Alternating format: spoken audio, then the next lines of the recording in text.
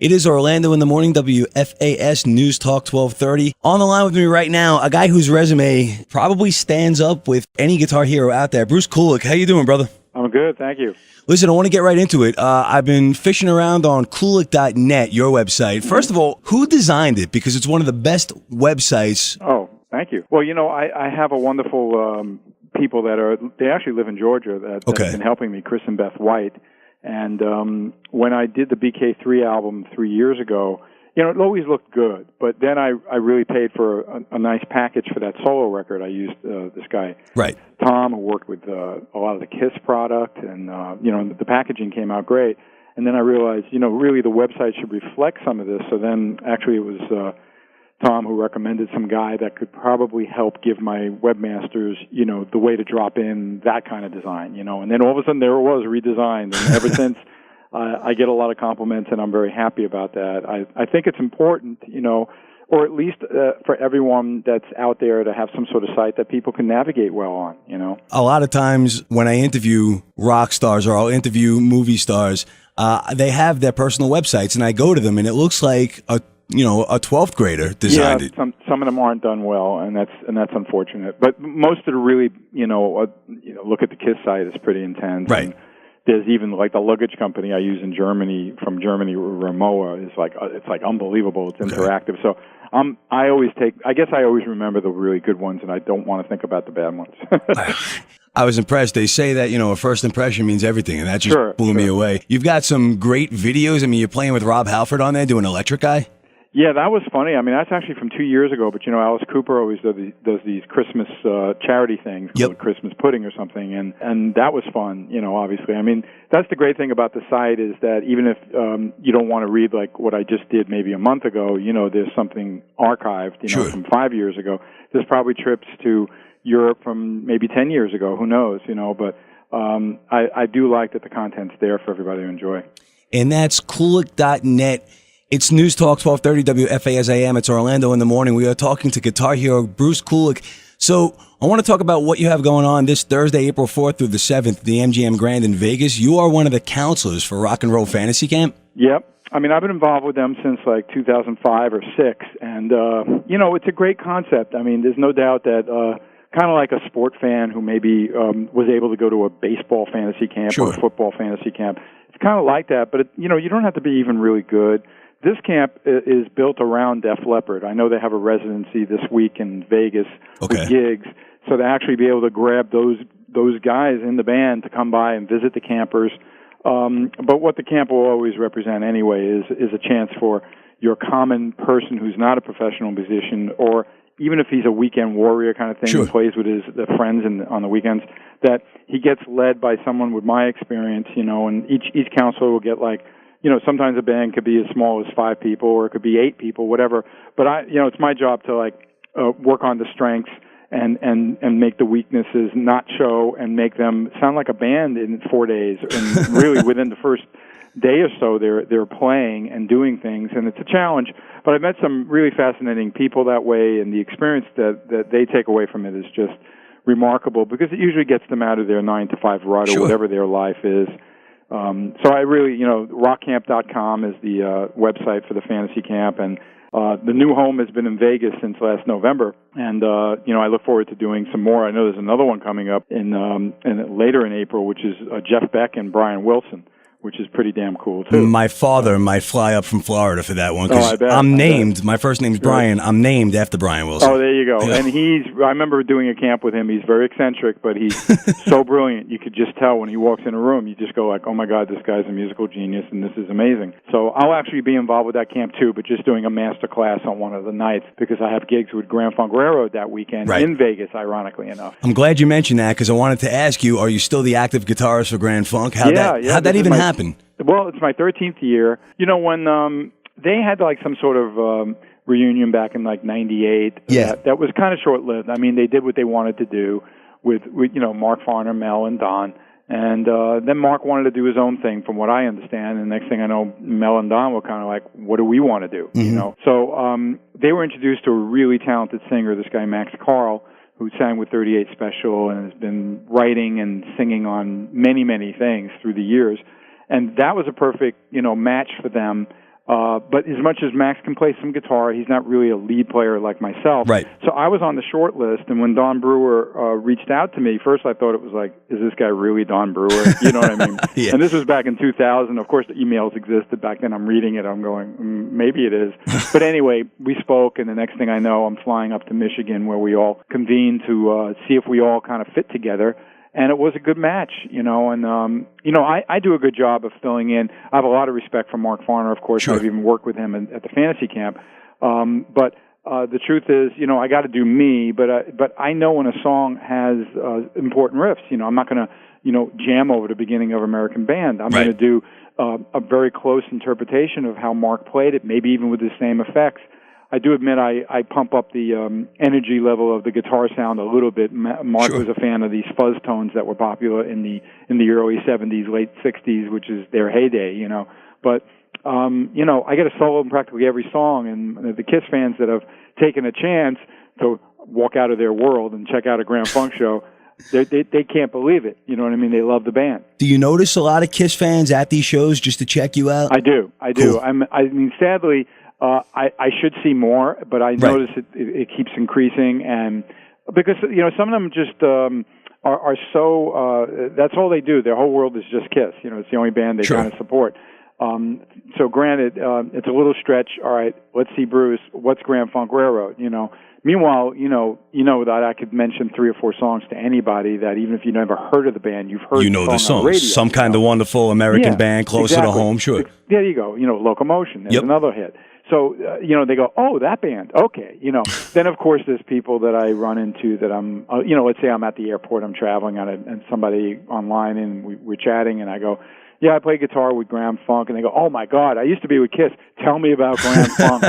You know what I mean? Now, obviously, there's the ones that are Kiss fans that just start Sure. sweating, and me telling a Grand Funk story is not going to relate to them. But that band is very iconic as well, Grand Funk, and it's just really working. We mostly do these city festivals, casino gigs. We don't go on tour like the way Kiss does, and for a month, and hit everywhere.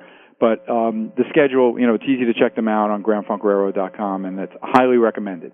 It's News Talk 1230 WFAS AM. It is Orlando in the morning. Speaking to guitar hero Bruce Kulick, you're playing in Massapequa, New York, which is where I'm from on Long Island. That gig is going to be Grand Funk. That's my.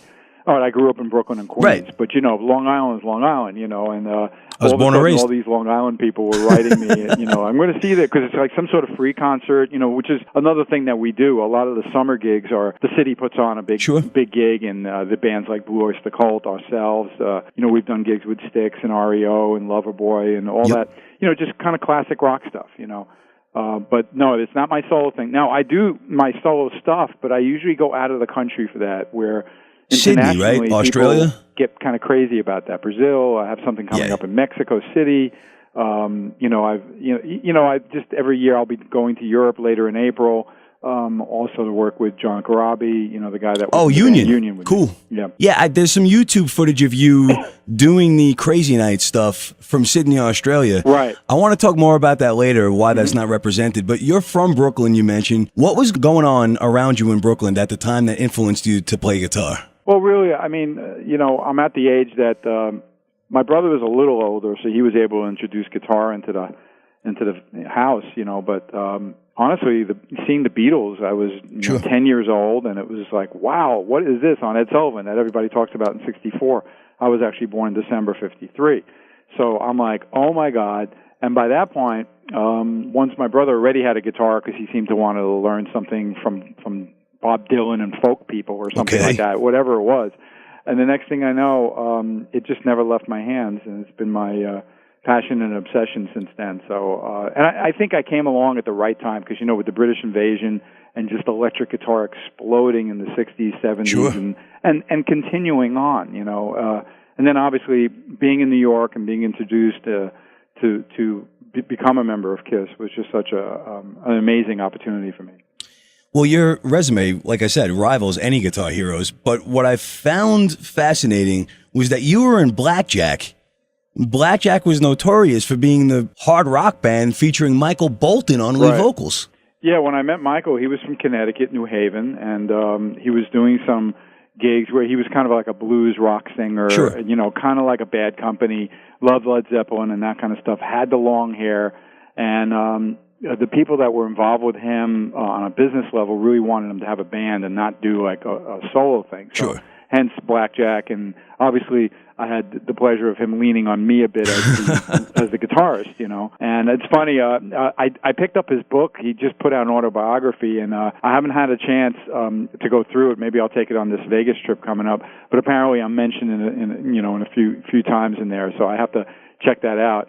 But, you know, and it was interesting. There was always a connection. It's funny you bring up that because it was through, it wasn't Blackjack, but Michael went off solo and then started writing songs and did a record like that I played guitar on too, called Everybody's Crazy, and there was one other with Fool's Game was the hit. This is like, we're talking the 80s, you know, early 80s. Yeah. But then we wound up on tour with Bob Seger, and Don Brewer, the Grand Funk leader and drummer, is always gigging with Seger. In fact, he's currently on tour with Bob Seger. He'll be at the Barclays Center in Brooklyn. There you go. Yeah.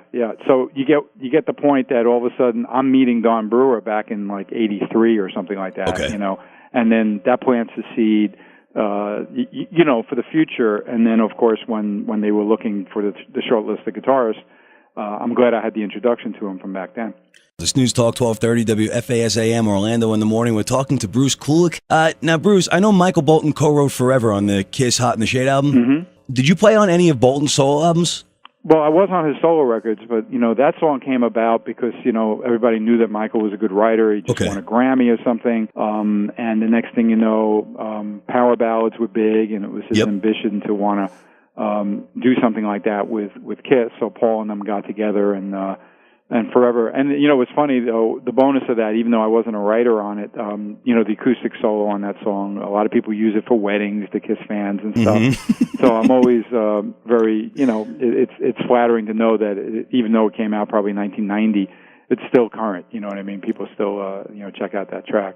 I laugh, but I walk down the aisle to the saxophone solo of Jungle Land because my wife and I are huge Springsteen fans. Yeah. I mean, look, music is a healthy and wonderful passion and hobby for people, and why not express it that way, you know? Well, you were brought in originally to replace Mark St. John on tour. Right. So how did you come about joining the band? Well, you know, just prior to that, I helped out a little bit on Animalize. I was another ghost guitarist. My brother used to do it for Kiss. And this time they called me, and I remember Paul said, "Don't cut your hair." It was already shoulder length. I wasn't sure why. But then he was already aware that Mark was having some health problems and a tour was coming up in a few months. And the next thing you know, they called me. You know, they couldn't say if it would be 2 or 6 weeks that I'd be out. But I just thought it was the most amazing thing in the world. I'm going to be in Kiss, you know, even if it's for 2 gigs, I was happy, you know.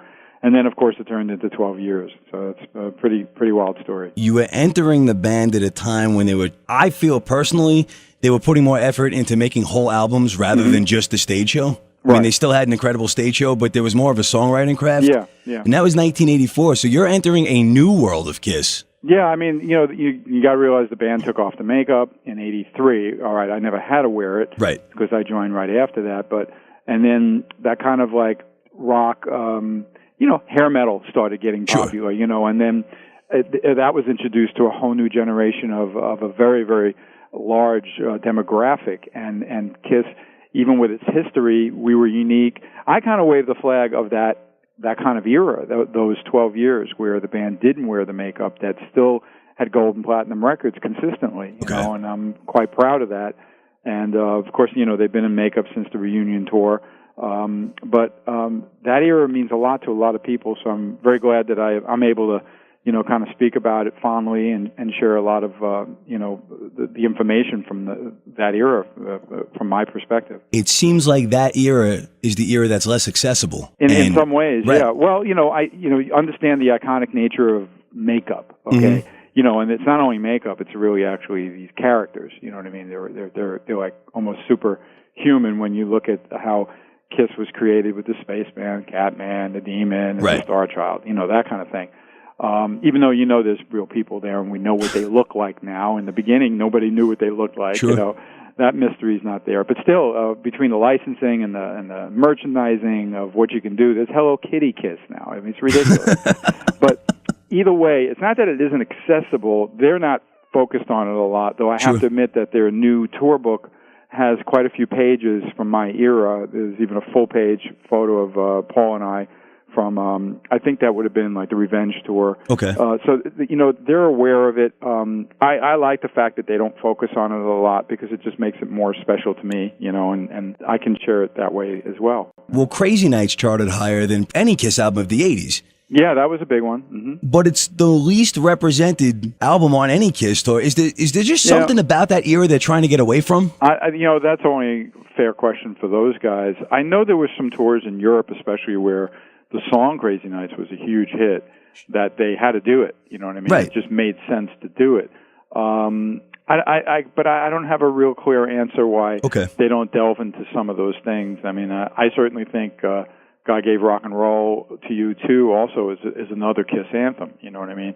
And that's off of Revenge. But either way, when I do gigs and I'm promoting what I'm up to, I'm always including the songs that people really want to hear from that era. And it's interesting because some of them, even when I was in the band, we never played live. I've done You Make Me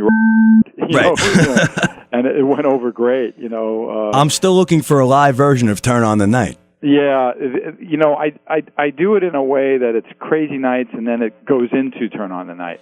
And that's a tough YouTube probably to find, but I found it, and I'm going to post it to the Orlando in the Morning Facebook page. Who is that singer, by the way? And I'm not sure which version it is, but it's probably the one in Australia. Sydney, yes. And and I had a few different ones, so I don't want to say the wrong name. But all those guys down there were really great, and that's the beauty of when I do travel internationally. I'm very very rarely am I able to take anyone else with me from the States, and I wind up rehearsing with guys down there and all, and that becomes their little fantasy camp with me, if you know what I mean. That's awesome. Well, Asylum was your studio debut with the band, and you have songwriting credits on 3 songs. Was it spoken about that you were going to come in and write, or did that just happen afterwards? Well, it was, always an opportunity given to me, and actually I think it's 4 co-writes, but anyway. Okay. It was never, a guarantee, if you could come up with some riffs that Paul and Gene were attracted to, great, and that was something I had to learn how to do within the band because she didn't want to, let's say I played something for Gene that I thought he'd like. If he didn't, it's ruined. I can't take it to Paul. You know what I mean? I don't know how to explain that. You get what I'm saying. Maybe it's like if you had 2 kids and then, you're going to give something to one of them, they didn't want it. You can't give it to the other kid, So it was always an interesting dynamic, but I got through it, and I've had, through various albums, some co-writes. Not a lot, but I can't complain. How did Gene Beauvoir from the Plasmatics come about playing on that album? He's on Who Wants to Be Lonely. Yeah, I mean, he was good friends with Paul from New York, and I think maybe Paul looked at maybe, working with him. I don't know. I just know he was on the scene in New York back in those days, and he had a pretty interesting band and a wild mohawk and all, and he was a talented guy. So they stood out. Yeah, I think because he co-wrote. I mean, and then like Paul likes it. If you do a demo with Paul and it really works, he may say, "Come on in and actually play it on the record." And I was involved on Psycho Circus, for example, because I did some of the demos for Paul for that album. So I wound up playing bass on it. Sure. And I have a co-write on that album too. You toured with Paul Stanley. Was that a different experience? No, that was my brother. I didn't do the solo Bob thing. Kulick. Yep. Okay. All right. And believe me, he told Bob to speak to your brother and learn some of those riffs so that when you do Crazy Nights, you know what he's doing. Did you guys exchange war stories about the Kiss tours? And well, we're pretty close. So right. Obviously, we know more than enough. But look, we're quite fortunate, of course. Sure.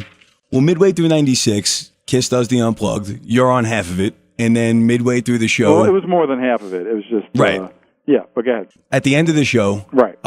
Peter and Ace come out, right. And was there a feeling at the time? Did you think that this was what was going to happen, and your time with the band was coming to an end? I really wasn't aware. I mean, obviously, part of them doing the Unplugged for MTV involved them being able to work it out so that they eventually do a tour. But I'm kind of glad that I wasn't really aware, because we were in the midst of getting ready to do Carnival of Souls when we taped that. We were writing, and then we started recording about 3 months later. And it took a long time for them to get it all right, that it was going to be for sure that the tour was going to happen. So in the meantime, they were moving forward with what they know existed, which is the band with Eric Singer and myself, sure. and no makeup. But not at the MTV thing. And even though that was like my last big gig with the band, I really very proud of the performances there. And actually, all six of us playing together was a lot of fun. I mean, it was a great moment in Kiss history for sure.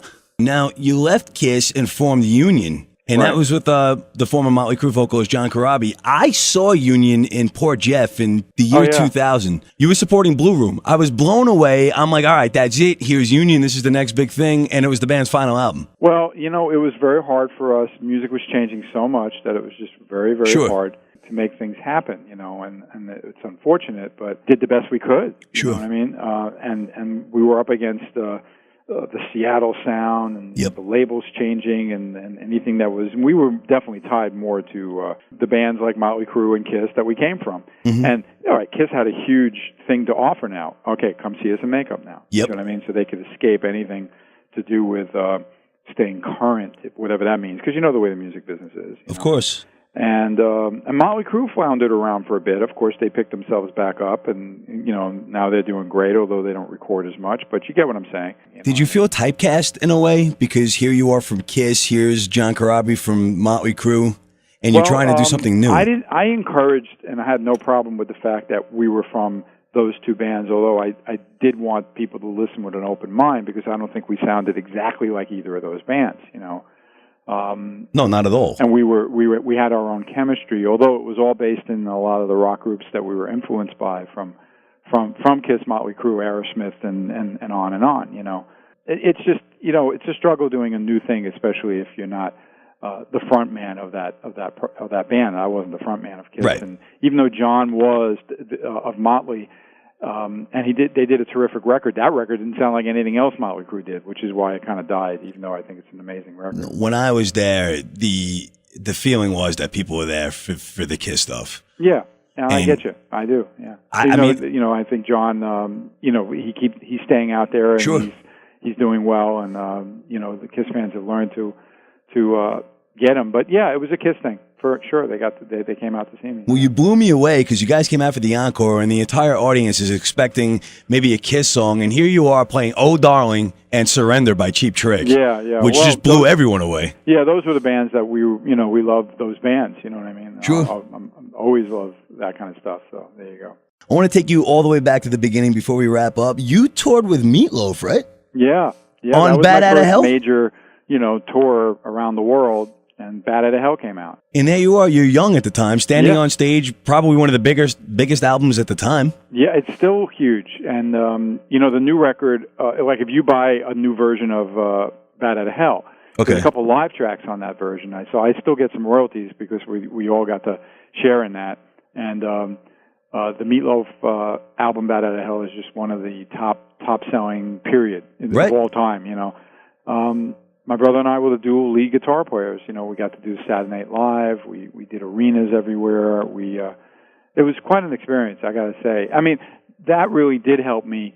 By the time I had to deal with what it was like to be the guitarist of Kiss, right. I already knew what it was to tour and play big arenas and go out there and really be out on stage in front of lots of people. Did you have a chance when Meatloaf had his comeback? Did you have a chance to check any of that out? Well, my brother worked with him after Bat Outta Hell, during some of the years in the 80s and all. And then I remember seeing him one time in the 90s, and actually he did the Fantasy Camp probably about 4 years ago, and it was great. I did the interview with him, and it was hilarious, So I'm aware of what he does. I've seen some of the videos or TV things, and then they put out DVDs of us from Germany that they were able to. There's very little footage, really, of that. There's a few things out there, but that was so big in New York. It was unbelievable, So it was an exciting time, although I really learned how really insane this music business can be, Was it an eye-opener? Like, were you naive at the time? Yeah, I was pretty naive, and it was an eye-opener. But, again, I always had my guitar with me, so that's why I was there. Well, tell us a little bit about this story. 9 years ago, some fans or somebody uncovered your first recorded project? No, I mean, if you're talking about KKB, yes, yeah, that I always had the master quarter-inch tape. Okay, and for the listeners there who don't know about reel to reel. That's when you made a demo school. in the 70s, your master would be on a reel to reel tape because Right. home tape recorders were pretty cool.